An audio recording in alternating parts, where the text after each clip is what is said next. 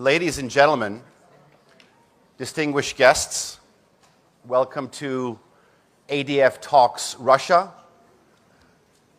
which is a one-on-one conversation at a time when the global diplomatic landscape is under, I think it's fair to say, extraordinary pressure and transition. We are joined today by His Excellency Mr. Sergey Lavrov, the Minister of Foreign Affairs for the Russian Federation. As we all know, he is a seasoned statesman and one of the most enduring figures in global diplomacy. Mr. Lavrov has served as Russia's top diplomat since 2004. From the UN Security Council to the Geneva talks and beyond, he has shaped and responded to pivotal moments in global affairs over the past 2 decades. Today, with Europe's security architecture and infrastructure under immense strain and the global order fragmenting into competing visions, we're wondering about Russia's posture, its strategy, its alliances, and worldview. We'll be exploring over the next hour or so Minister Lavrov's perspective on this evolving geopolitical reality. What does Russia want? What role does it see for itself in an emerging multipolar world? And how does it define peace, power, and diplomacy in the 21st century? So let's begin. Minister Lavrov, welcome to Antalya once again. I know that you're likely to respond in your mother tongue of Russian, but if I could ask this one question in English. You see a full room out here. I think after President Recep Tayyip Erdogan, you are by far the most popular figure here. How does it feel to be a diplomatic rock star? Well, I think if we have heads of state being a real rock star, then there is nothing wrong with diplomats to be what they are. And if people like it, if people believe this is fun, so be it. Well, I think, as they say, the proof is in the pudding. It's a full room. Next year, we should be asking for maybe the Aspendos Ancient Theater, just about 14 kilometers from here. It can fit 14,000 people, I think. Anyway, last year I had the privilege and honor to share the same stage with you.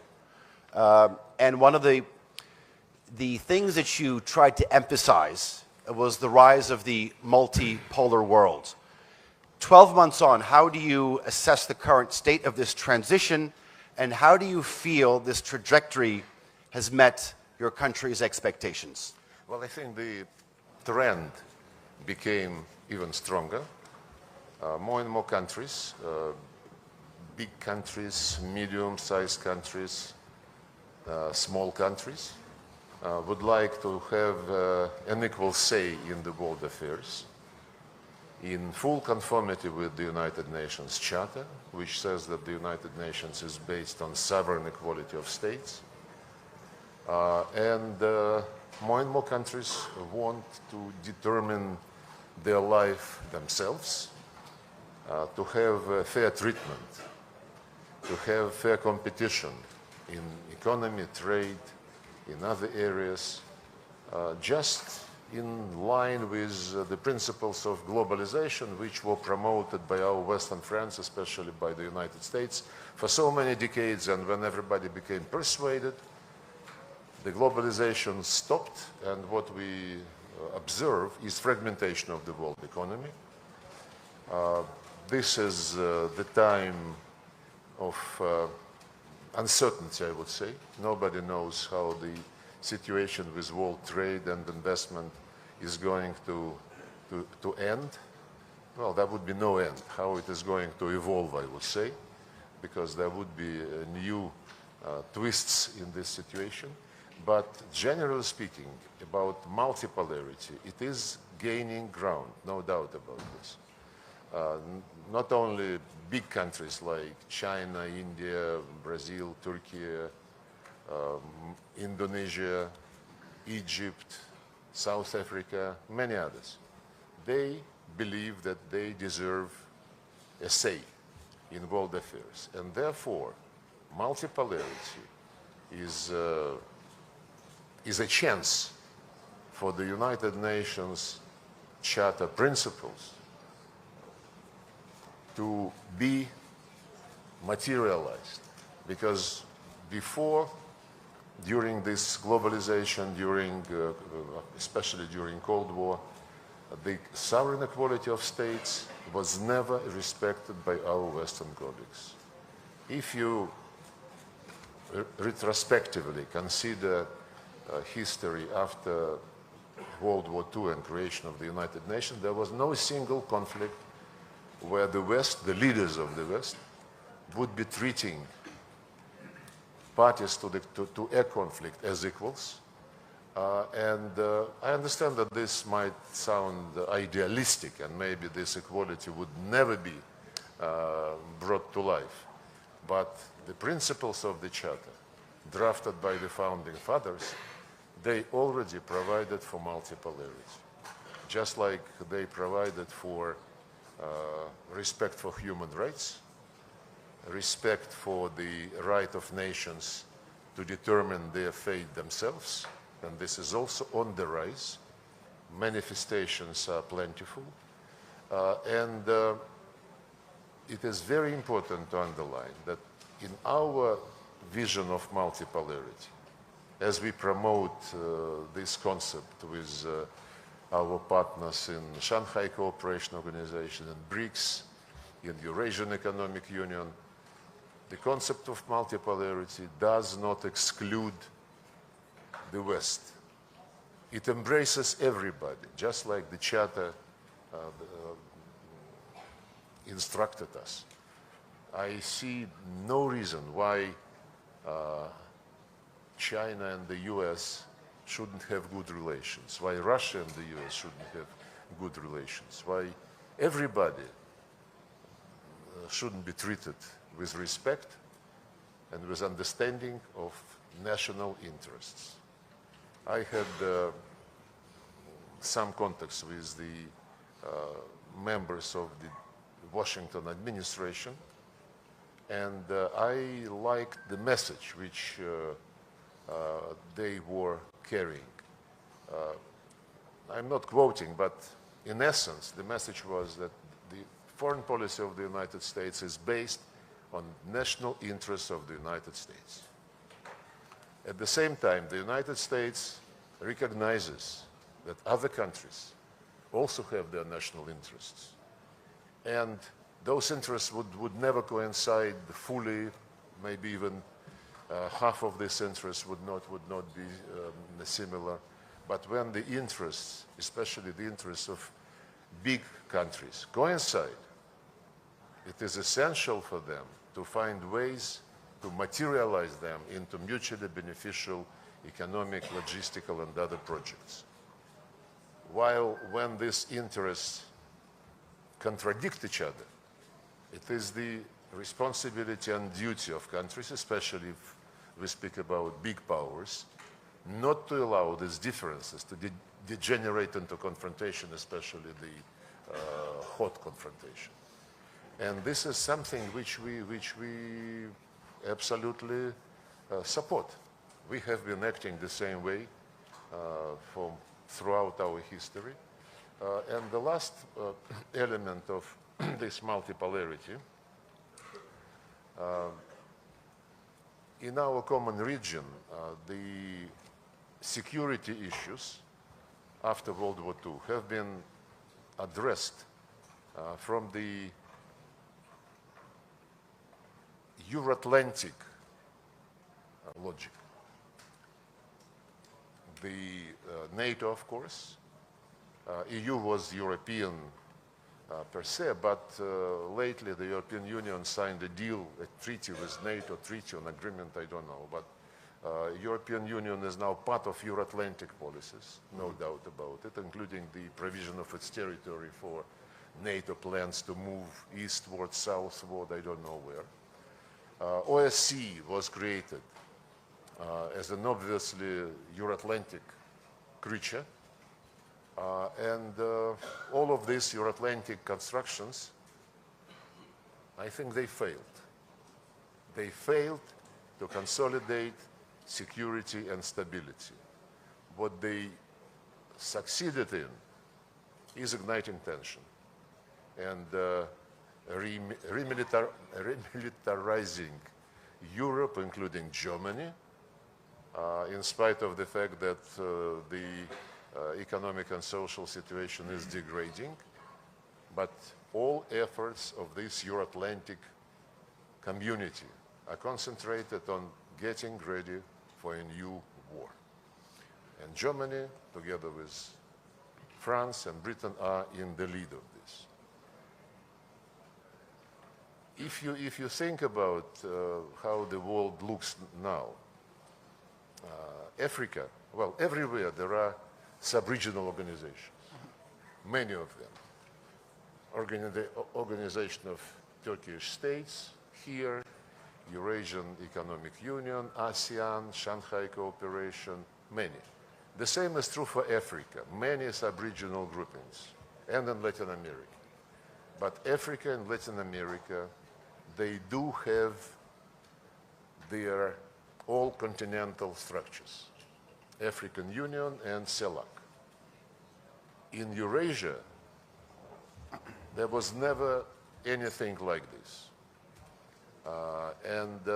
As I said, the attempts to bring some big unifying projects were only made on the basis of Euro-Atlantic concept. President Putin, last year when he spoke in the Foreign Ministry, he suggested to consider the discussion of potential security architecture in Eurasia as a continent. Architecture where all countries, without exceptions, including the western part of the continent, will be invited to participate, where all regional arrangements would be invited to join. And actually we have, some years ago, started building bridges between Shanghai Cooperation and Eurasian Economic Union and ASEAN, Shanghai, ASEAN. We have been also planning contacts between these groups and, for example, Gulf Cooperation Council, which is also a security but also an economic organization. And about 10 years ago, we started building these bridges without having anything in mind in the security area, but economically, logistically, finding ways to cooperate, to join efforts, to harmonize plans. And this is a promising process. We call it Great Eurasian Partnership. And this is something like potential material foundation for the future security system, open to all countries and organizations representing Eurasia continent. So I think we are in favor of interactive discussion, so I, with your permission, stop here. No, please, by all means. Do you feel that it's perhaps the West's failure, some of the institutions and bodies that they have set up after World War II? You've described it as a failure. That's how you've said. And the fact that you're talking about a greater Eurasia partnership, aside the military, aside this strategic perspective, is that a success in the 21st century? No, we cannot call a success something which is just being born in the minds of people. But the process of, analyzing the situation is based on the failures of the Euro-Atlantic models of security. NATO should have been dissolved in the first place after the Soviet Union ceased to exist, after the Warsaw Treaty ceased to exist. And there were voices in the West saying, guys, let's now concentrate on OSCE. Let's give it some push, and let's be all in one organization. NATO, the promises given to Gorbachev, then to Yeltsin, and there are memoirs where Some people ask, why didn't you insisted on a written guarantee when Jim Baker said NATO would not move an inch to the east? My answer, it just occurred to me. You know, in the Russian history, since 17th, 18th century, when the trade was booming, nobody signed any contracts. They shook hands. It was a word of honor? They shook hands, the word of honor, and it was never violated. So probably those who were running NATO at the time of we are discussing didn't have any relatives in the former Tsarist Empire, which is not my fault, and did not inherit those traditions. But NATO not only stayed, remained, it was basically announced that this would be the only organization which can guarantee your security. 1999, Istanbul, summit of OSCE. The solemn declaration is adopted, which among other things said, security is equal and indivisible. Everybody, yes, has the right to choose security alliances, but this cannot be done at the expense of diminishing of security of others. Then it was even blunter when it said, no country, no group of countries, no organizations in the Euro-Atlantic OSCE area can claim dominance.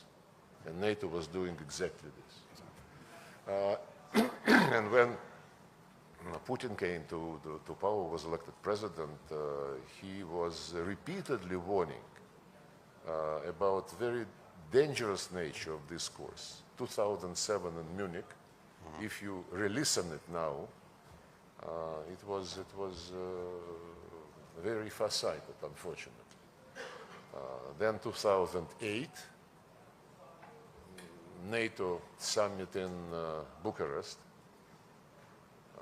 which was also followed by a Russian NATO summit. I was there with President Putin.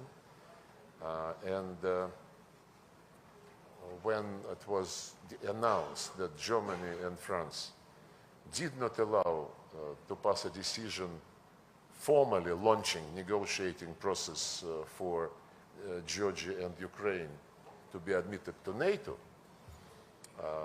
the Germans and the French were proud. They said, but they included in the declaration the statement that Georgia and Ukraine will be in NATO. When Putin asked Merkel, what is the difference? She said, no, this is just a political statement.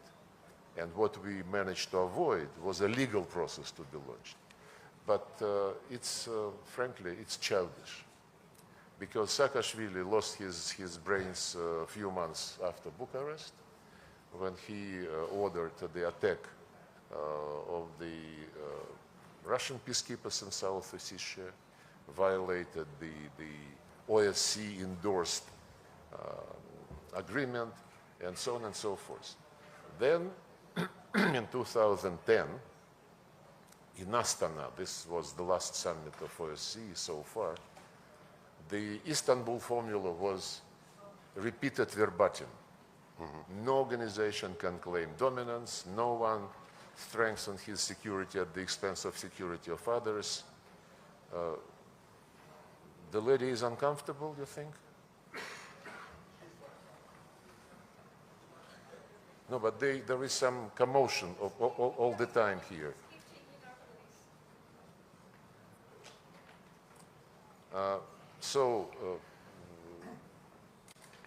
And then when this NATO expansion continued and when it was clear that these principles promulgated in OSCE about equal and indivisible security, that they were not being implemented, then we suggested to have the same language and codify it in a legally binding agreement. We were told, it was during Obama administration, we were told, no, guys, you don't understand. legally binding guarantees one can only get in NATO. We said, but your president signed this OSCE declaration. They said, this is political statement. Cheating is the key word for what was happening. And our last attempt, but we still in 2008 and 2010 were proposing the draft agreements between Russia and NATO, Russia and the United States. The same we did in 2021 in December. To no avail. So yes, my point is that NATO did not, or rather NATO failed to strengthen security because NATO was manipulated by those who did not want to share security benefits. And they wanted to leave all the benefits for themselves, for others to listen and get instructions. OSCE, another Euro-Atlantic creature, has failed a few years ago when the basic principle of consensus was grossly violated by the people who replaced each other at the position of the chair in office, at the Secretary General position, all the institutions, national minorities, freedom of media, what else? You see, I even forget about some institutions, which means that OSCE is not on anybody's mind anymore. Yes, they failed. We are not suggesting, to have another closed club. All continents have their own continental roofs, if you wish. Not in Eurasia. And Eurasia is the biggest, the richest, I would say. Well, Africa is also very rich, but it is not yet opening up this potential. And if you speak from civilizational point of view, the number of great civilizations Coming from that area? coming from Eurasia, including this one, and including China, including Persia, India. Russia is younger, but you would forgive me if I also say that it's a great one. Indeed. Minister Lavrov, you've stated here quite, like some water, sir? Is that what you're looking for? Okay. NATO's desire for eastward expansion is the root problem, and then you went on to say that the OSCE is another chapter in this cheating. Do you feel that there is a viable path, I'm not saying return, a viable path to cooperative security on the European continent? Cooperative security is one of the terms used in NATO, in European Union, in OSCE. It all depends. Frankly, we are just at the beginning of the process. We don't want to rush things. We want everybody to join in free discussions, to present his or her views. I mentioned repeatedly that a couple of years ago, President Lukashenko of Belarus convened a first conference on Eurasian security. The second one was last fall. I participated in both. And the third, it is an annual feature. Invited to this conference were not only like-minded countries, but also members of NATO and European Union, some other Europeans like Serbia, Hungary, of course, participated in both of them, Slovakia, and the list of invitees would be growing. It is not against anybody. It is not against NATO. I think the biggest enemy of NATO is NATO itself and those who were trying to use it to dominate in violation of their own pledges in OSCE. But the fragmentation process, which I mentioned, which is taking place in the world economy, it is also reflected in the security area, the discussions of NATO, the scares of Europeans, that they would be left to their own devices. We don't interfere. If they believe that they are still relevant in the form which failed many times, this is their right. This is their right to decide. Our right is to make sure that the matters of the Eurasian continent are discussed and resolved by the countries located on this continent. This is not to close the door for outsiders. Take, for example, Central Asia. The 5+1 format is, I think, mushrooming 10 or 12 groups like this, with the US, with European Union, separately with France, with Germany, Japan, South Korea, Turkey, Russia, of course. I just had yesterday the meeting with 5 foreign ministers of Central Asian countries. So outsiders always are participating in something which they believe is of interest to them, and if they can find a form of cooperation which would be mutually beneficial. We cooperate with many countries in Africa, in Latin America, so do Western countries. Turkey is in Africa is very much present. So do the Arab countries. The matter is, when you come to somebody's region, you should respect the views of the regionals, the hosts. And host countries, if you wish, and not impose your rules, like our European and British colleagues are running all over the world. It used to be also Biden administration involved in this, running all over the world, saying, don't trade with Russia, don't sell to Russia, don't buy from Russia, don't meet with Russia. I know, because those are the facts. And this is not multipolarity. This is obsession with your global role, which you invented yourself and which worked during colonialism, during post-colonial times for some period. But now there is a second awakening of the Global South.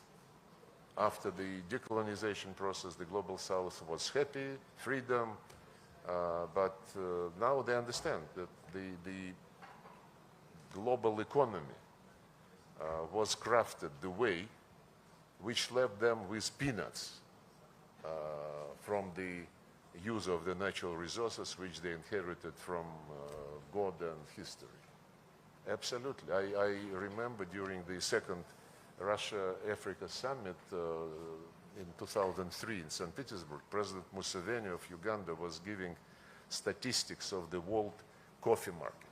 Mm-hmm. All in all, assessed at about 450 billion euros, of which Africans were left with 40, less than 10%, because their contribution was raw beans, harvested and sent for roasting, packaging, advertising. Germany alone was getting more from the world coffee market than all African countries together. So this awakening is inevitable. Yes, the tariff war, which we witness now, is going to, change many things. We hear that many countries would like to sit down with the United States and negotiate. Fine. We would only be happy if people reach some deals peacefully and to their mutual satisfaction. World Trade Organization, unfortunately, is paralyzed. It was paralyzed by previous American administrations for many, many years. And there is no global institution which would be authoritative enough for everybody to accept its ruling. So I believe we just must have these discussions about security, Eurasian security, but in the context of the multipolarity movement, which is shaping itself up objectively. You've mentioned on many occasions that your country's relationship with Western neighbors essentially depends on their willingness to acknowledge and rectify some mistakes. You've gone over some of them in the past 15, 20 minutes. But I want to ask, and we talked about the US administration, how is it like to have Donald Trump on the other side? Is it easier because in the last 48 hours, all of a sudden we're talking about the possible lifting of sanctions against your country's flagship airline, Aeroflot. We had the release of Ksenia Karelina, the ballerina. Is there a potential for more movement? There is always a potential. And as I said in my opening remarks, nothing wrong if the US and Russia have good relations, if US and China have good relations.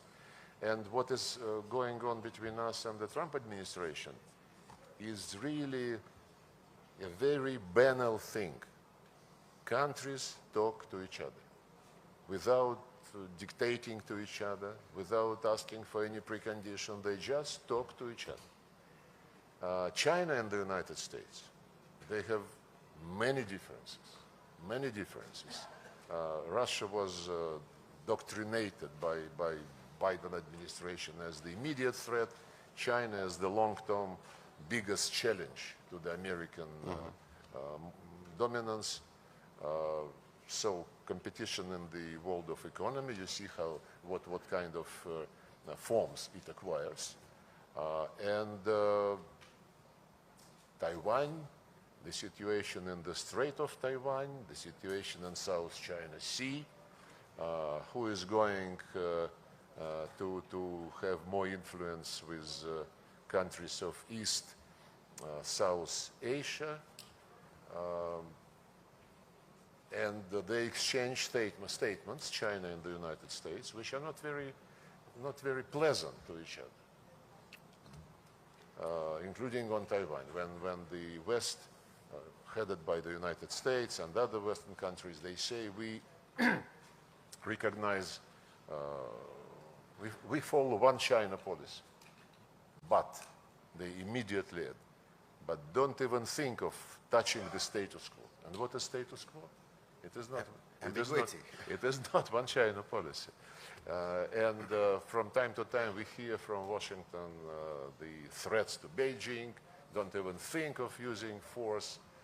This would be catastrophic. So they exchange niceties publicly, but they never stopped talking to each other at the level of foreign ministers, ministers of defense, national security advisors, and presidents. Somehow Biden administration decided that with Russia it should be different. Russia must learn a lesson, and this lesson, this punishment, would be in the form of isolation. Stupid, to put it very politely, and not talking to each other.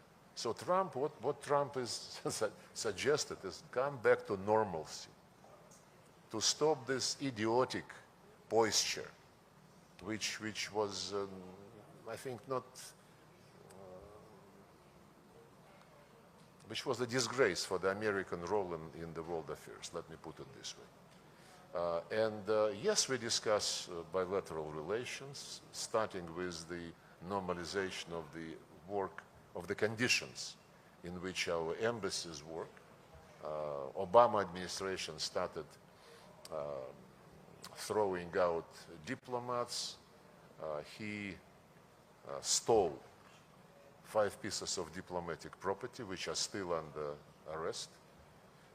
Just like Biden administration has stolen the Russian assets, and they are now thinking what to do with it so that not to create a precedent. They created precedent already, and if they believe that they should not touch the body of the stolen money, but they can steal the interest and spend it on Ukraine, look, this is disgusting logic, and it shows that neo-colonial thinking never left these people. But the embassy activities, issuing visas in certain time frame, not waiting, so that diplomats don't wait for years to get a visa, to normalize the issuance of the US visas to the Russians who are admitted to the United Nations Secretariat. There were also problems. And yes, we want to see what joint project we can consider and discuss together. This was the proposal from the Americans. We never rejected proposals to cooperate in economy, in conflict resolution, never. And when we met with Marco Rubio and Mike Waltz, together with President's advisor Ushakov in Riyadh, we touched upon some regional issues, Middle East, the situation with the Iranian nuclear program, some other topic, and of course we discussed Ukraine, and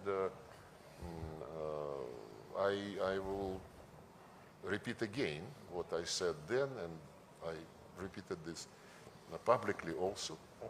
When we speak about eliminating root causes of any conflict, including Ukrainian conflict, this is the only way to resolve the problem and to establish long-lasting peace. Remove root causes.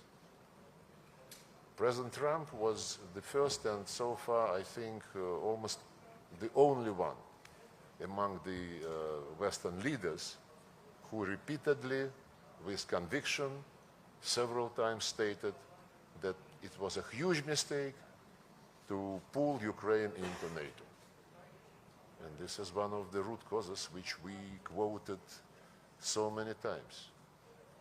They also mention now another thing which related to the root causes, namely territorial issue. Mm-hmm. They publicly, including Steve Witkoff, they recognize that the territorial issues would have to be handled in the context of the long-lasting settlement. And this is the Americans. The Americans, yes.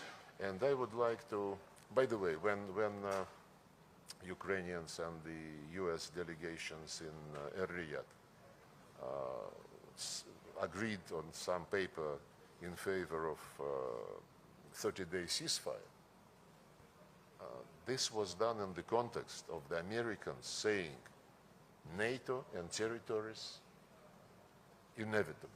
No NATO and discussion on the status of territories. Ukrainians and the people like Macron, Starmer, and Ursula von der Leyen, now they say Ukraine is in favor and Russia is against the ceasefire. But they lose sight, I think, on purpose, from the nuances, as Putin called them, NATO and territories. Because it is in the context of these aspects that the American proposal was put forward. Immediately after this was mentioned by the Americans, Zelensky administration said, NATO is none of your business. Territories we don't discuss. We need arms, arms, and arms. And then, since it was in time of discussions of this peacekeeping thing, Zelensky said, we don't need peacekeepers, we need fighting units. So the schizophrenia of this mutually exclusive statements is very obvious. But on territories, I want to make a very important point. Sure. We are not about territories. We are about people who live on these lands, whose ancestors lived there for centuries, who founded cities like Odessa, Catherine the Great, who built factories, who built roads, ports, and these people, by twist of history during the Soviet days, became not part of Russia, but part of Ukraine, because this was considered a consolidating factor to neutralize the ultra-radicals living in the western part of Ukraine when it joined the Soviet Union after the war. The people who live there, they are being deprived of all human rights. I quoted the UN Charter, which in Article 1 says everybody must respect the human rights of every individual, irrespective of race, gender, language, or religion. Religious and language rights of anybody who is ethnic Russian and lives on the territory which used to be Ukrainian Soviet Socialist Republic, they were deprived of their basic rights. The Russian language has been prohibited at all stages of education, in the areas of culture, media. Russian books have been thrown out of the libraries. The Nazis in Germany were burning them, but Ukrainians are much more smart. They utilize them and get money for this, you know. So, but everybody is happy. And recently, the canonic Ukrainian Orthodox Church was prohibited by law. They literally exterminate anything Russian. When in 2021 in September, long before the operation which we had to launch, Zelensky was asked in an interview what he thought, and at that time the Minsk agreement was still valid, though later Germans, the French and the Ukrainian president before Zelensky admitted that they never intended to implement them. They needed more time to arm Ukraine. Speaking of the ceasefire for 30 days, logic is the same.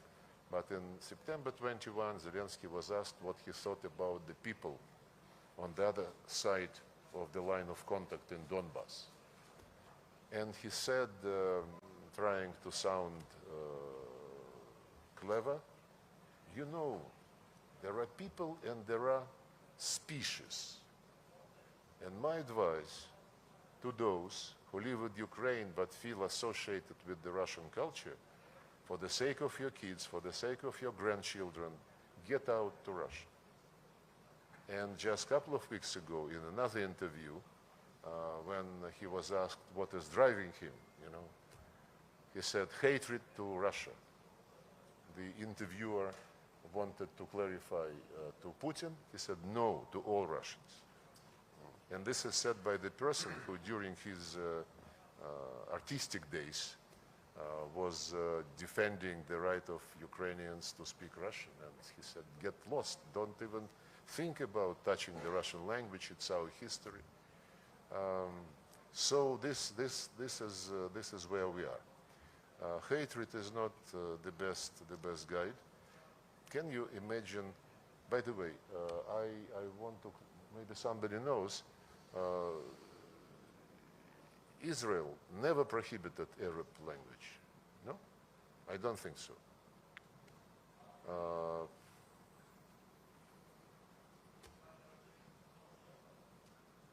So I think Ukraine is the only country on earth which is multinational and the language of one huge ethnic group is prohibited. So make it, and if you read and listen to what the West is saying, EU, NATO, especially EU, human rights is on top of everything. When they discuss Venezuela, Russia, Serbia, Turkey, human rights, they never forget about human rights. Check what they're saying on the situation in Ukraine. They say Zelensky and his team defend European values.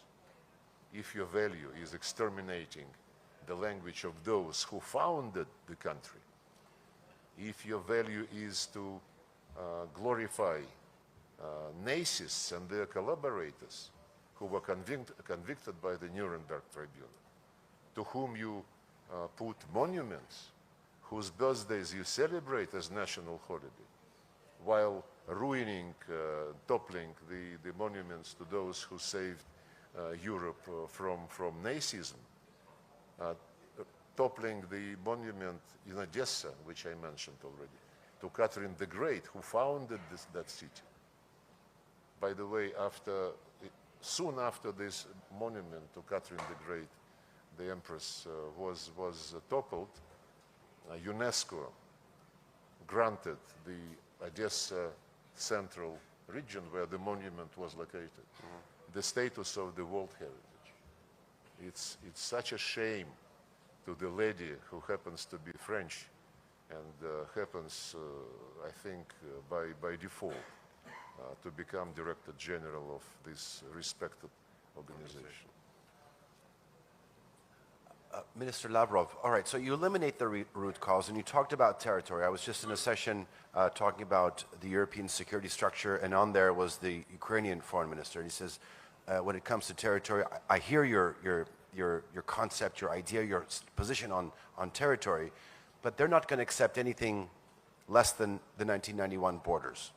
It's not about them accepting it. It's about making 100% certain that the people who have been living there for centuries are not deprived of their inherent right.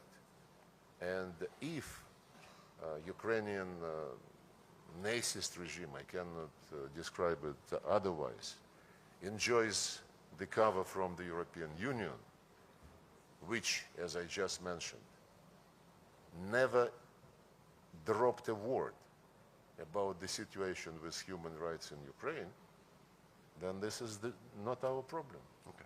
We listen to those people who voted at referendum to join Russia to restore all their rights, which belong to them by international law and by history, by justice.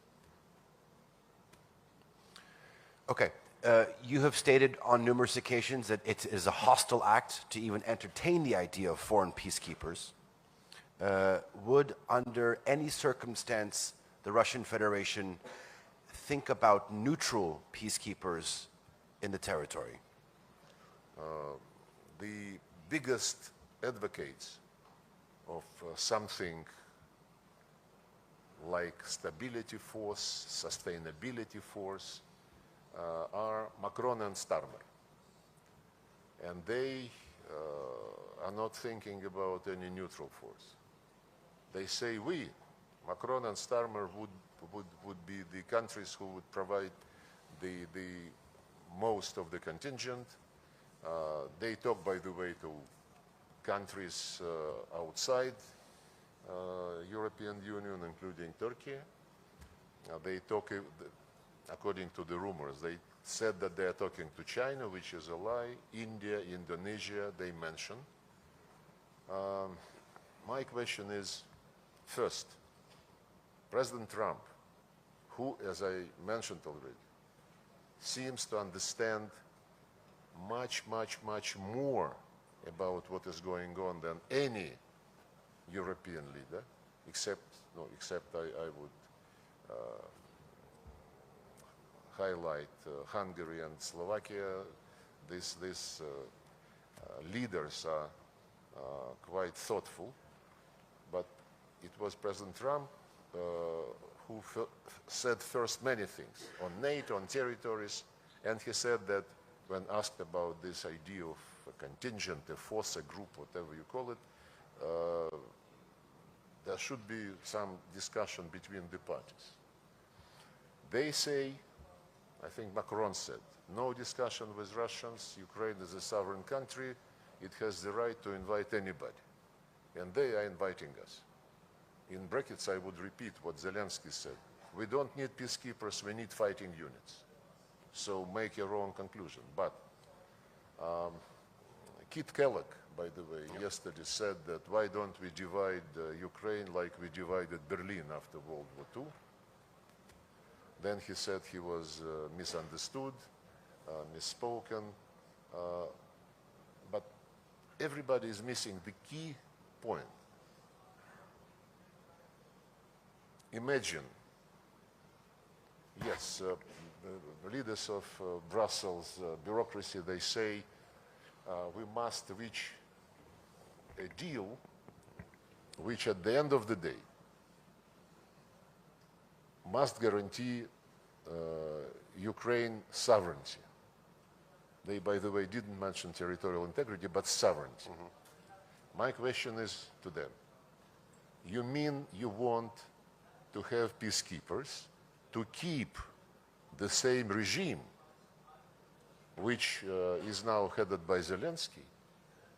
You don't want to ask this regime whether it would be interested in implementing the international commitments, including UN Charter regarding the rights of minorities for national minorities, language and religious rights. Nobody is raising the issue. So my conclusion is that by ignoring the gross violation of all the international norms about human beings, by ignoring these norms and violations by Zelensky of these norms, and at the same time by discussing deployment of something military, call it peacekeeping, call it stabilization force, on the remaining part of Ukraine, they want to use this force not to keep peace,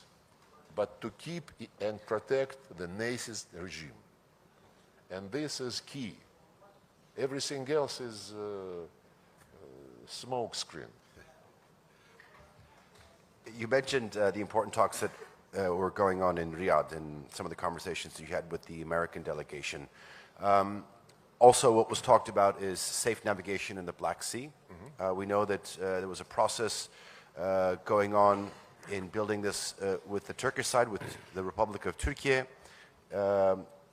What is your stance in terms of developing this?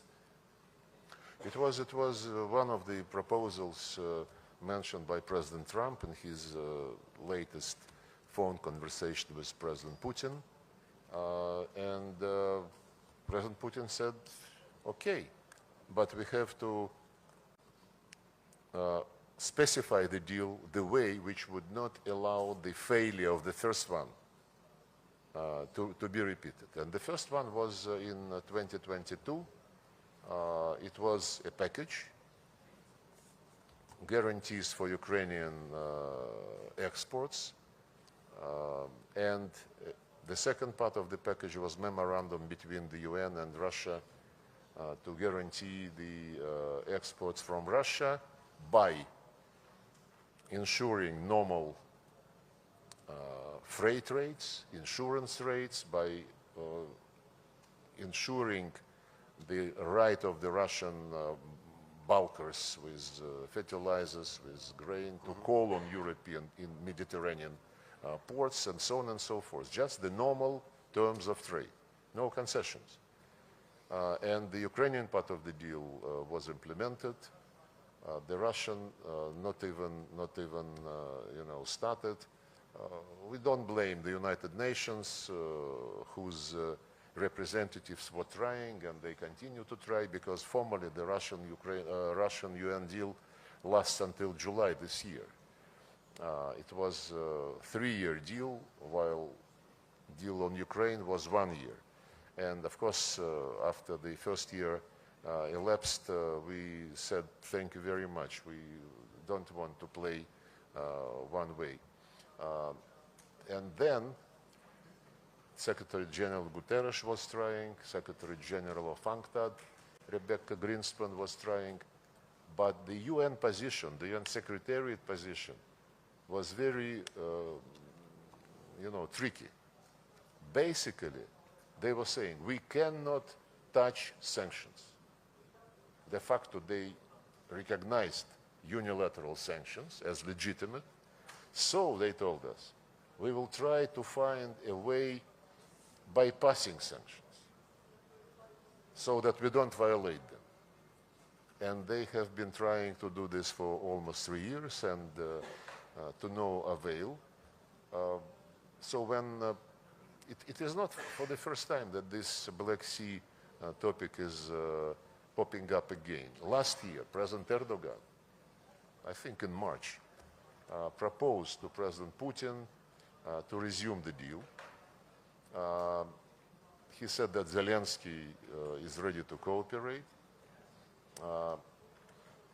The proposal was different from the original deal because the original deal provided for inspections of the Ukrainian cargo vessels going back to Ukrainian ports to make sure that they don't carry any weapons. Last year, the proposal by President Erdogan to President Putin was to trust me. It would be an announcement that there are no weapons on board and it would be allowed to go. It was not an easy situation, but President Putin said that he will support it, provided President Erdogan used his good offices to discipline Ukrainians so that they don't violate. And then at the last moment, Zelensky refused. Even that? Even that. Actually, he first added, President Erdogan called President Putin and said Zelensky also wants to add commitment not to attack nuclear power stations. Putin said, okay, it has nothing to do with Black Sea traffic, but okay. And then when he agreed to this addition, Zelensky refused. So we are coming again and again to this situation. In the meantime, Ukrainians, frankly speaking, I don't think they complain about difficulties for their grain being exported. They send a lot on dumping prices to European Union. European Union is not happy, and instead of doing something about this situation for the sake of their citizens, Brussels people threaten to stop importing any grain from Russia. They're very specific leaders. They say that Kaja Kallas, Annalena Baerbock, they were saying yes when criticized by the people who are saying we live worse than before. Yes, we understand, but our electorate should suffer for the sake of Ukraine. While at the same time, thousands and thousands of Ukrainians living there in Europe in luxury, buying very expensive vehicles. But this is what European elite calls European values, which they defend in the person of Zelensky regime. So this time when President Trump suggested another Black Sea deal, Putin said, yeah, we are ready, but we need to draw lessons from the past. And let's make sure before we launch it, let's resolve the things on freight, insurance, calling on the ports. The Americans took this and they are considering, they didn't come back to us after this. Another initiative of President Trump was 30-day moratorium, not a total ceasefire, but 30-day moratorium on attacking energy infrastructure. During this phone conversation, President Putin immediately agreed, and he gave orders to the Chief of General Staff to stop attacking Ukrainian energy infrastructure, even infrastructure related to the military. At that moment, 7 drones, Russian drones, were airborne. And Putin gave order to shut them down, which was done. Since then, we have been keeping the word, and Ukrainians have been attacking us from the very beginning, every passing day, maybe with 2 or 3 exceptions. And I gave to our colleagues from Turkey, to Minister Fidan, what we give to Americans, to UN, to OSCE, the list of facts, listing the attacks by Ukraine during the last 3 weeks against Russian energy infrastructure. I understand he hates all Russians, so he gives orders. Either he gives orders and they are not taken, or he is lying that he is giving these orders. It's a tragedy. It's a tragedy, and has there been any direct or indirect contact by the Ukrainian side here in Antalya? Not to my knowledge. I came here to work.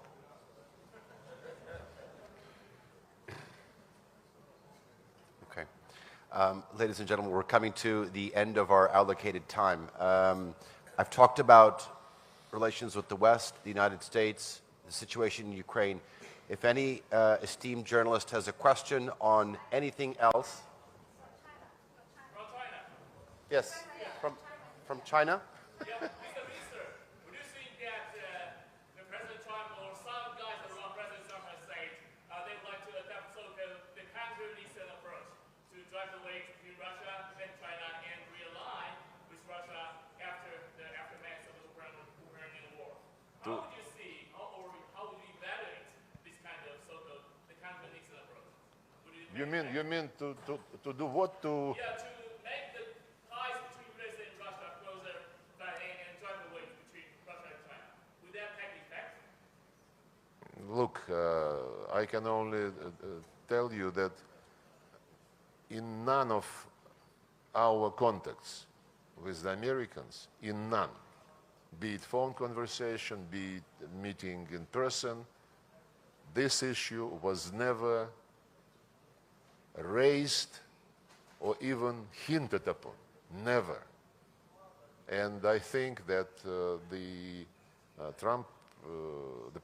President Trump and his people, they are very experienced in life. And when you understand life, it's much easier to do politics. And since he understands life, I believe those who understand life, they would never even think about trying to drive a wedge between Russia and China. Okay. Ladies and gentlemen, unfortunately, we've run out of time. We'd like to thank Minister Sergey Lavrov for your insights and for your candor and for your participation here at the Antalya Diplomacy Forum. Thank you very much. The next session begins in 13 minutes. Please join me in welcoming and thanking Mr. Sergey Lavrov.